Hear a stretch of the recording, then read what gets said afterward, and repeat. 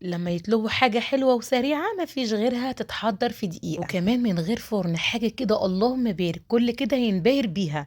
شايفين طبقات تحفة جدا. يلا نبدأ بسم الله ونصلي على الرسول.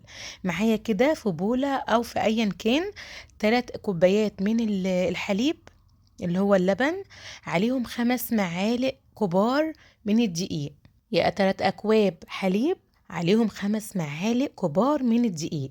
هجيب بقى المضرب وهقلبهم كويس جدا كده مع بعض، الدقيق مع اللبن. اتأكد ان الدقيق كده كله دايب في قلب اللبن. خلاص كده تمام زي الفل. اركنهم بقى كده على جنب، ويلا بقى بينا على البوتاجاز. في حلة كده معايا كوباية الا ربع من السكر، بالراحة كده افردهم في قاع الحلة، وخلي النار معايا شمعة هادية جدا. مش هقلب السكر ولا اجي ناحيته لحد ما يسيح كده. زي ما انتوا شايفين كده الجوانب اهي ابتدت تسيح. بالراحة كده برضو بالمعلقة، وهقلب بالراحة بحيث السكر ما يطلعش على حرف الحلة ويتحروق معايا. تمام. برضو على نار هادية لحد ما السكر يدوب معايا يبقى بني فاتح بالشكل ده. بلاش يغمق قوي منك علشان ما يمررش معاكي. معايا هنا معلقة كبيرة من الزبدة، او البديل بتاعها السمنة بلدي. معلقة كبيرة، اي نوع يعني زبدة او سمنة، مش لازم بلدي يعني. تمام. تسيح معايا كده الزبدة. نجيب بقى اللبن اللي احنا دوبنا فيه 5 معالق الدقيق. هربهم بس كده ربة كده على السريع، لان الدقيق بيتكتل في اللبن من تحت. وتنزلي كده شوية بشوية، وإيدك برضو بالمضرب شغالة كده على طول في قلب السكر المكرمل بالزبدة. أعلي بقى النار أخليها وسط، وإيدي بقى فيه. هتلاقي قوامه من اللبن والدقيق قوامه كتل وتقل معاكي. خلاص كده زي الفل. أطفي النار كده جاهز معايا. كراميل سكر حاجة كده اللهم بارك، طعمه تحفة جدا. تقدري كده تعملي للأولاد كده في بولات صغيرة. هنا بقى فضيته كده في بولة صغيرة على قدهم، لأن الحلة كانت كبيرة شوية. وعلى طول وهو سخن كده هاتي كيس كده وغطي الكريمة أو الكراميل بتاعنا عشان الطبقة بتاعته ما تنشفش. معايا هنا بقى أي نوع بسكوت.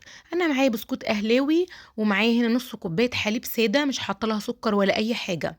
وبالنسبة للحليب عادي جايباه من التلاجة ساقع. هنا بقى على طول بسقي كده البسكوتة في قلب الحليب واطلعها على طول، يعني اغمزها واطلعها على طول. ارص طبقة كده في قلب قاع الطبق او الكاسات، وطبقة كمان من الكراميل ده. باحطه كده في كيس اوزعه او قرطاس، بس ما كانش عندي قراطيس حلواني، فاخدت كده كيس من هو بقى كيس التلاجة وعبيت بيه علشان يبقى سهل معايا والدنيا نظيفة. خلصت كده طبقة من الكراميل، وهنزل كمان طبقة من البسكوت برضو اسقسقه كده في اللبن. على طول اول ما تسقي البسكوتة تطلعيها على طول علشان ما تدوبش معاكي في قلب الحليب. وبرضو طبقة كده من الكراميل واسويها كده بالمعلقة. خلاص كده جاهزة معايا. معايا هنا برضو حوالي 5 وحدات كده من البسكوت، يعني 5 قطع. رحت جاية منعمهم كده بإيد هون أو في الكبة، يعني تخليه ناعم. أوزعهم كده بالشكل ده. دي يعني حركة كده تزيين اختياري يعني براحتك. تحفة جدا يا بنات، طعمه يجنن. لازم تجربوها، هيعجبكم. سهلة وبسيطة وحلويات اقتصادية، والأطفال بيعشقوها. بصوا بقى عندي تقريبا اسمه رولانو، أنواع كده من أنواع الحلويات يعني. في أي سوبر ماركت تقريبا ال3 ب7 جنيه. تمام. فجبته كده زينت بيه طبق الحلويات بتاعنا، كان تحفة جدا. بسبب ان اتعورت في صباعي بسبب السكينة وانا بقسمها. الحمد لله.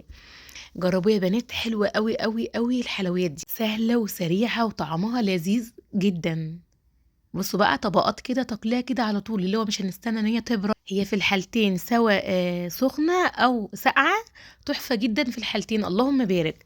جربوها بقى وقولوا لي ايه رأيكم. اشوفكم ان شاء الله في فيديو جديد في حفظ الرحمن. سلام عليكم، كل سنة وانتم طيبين.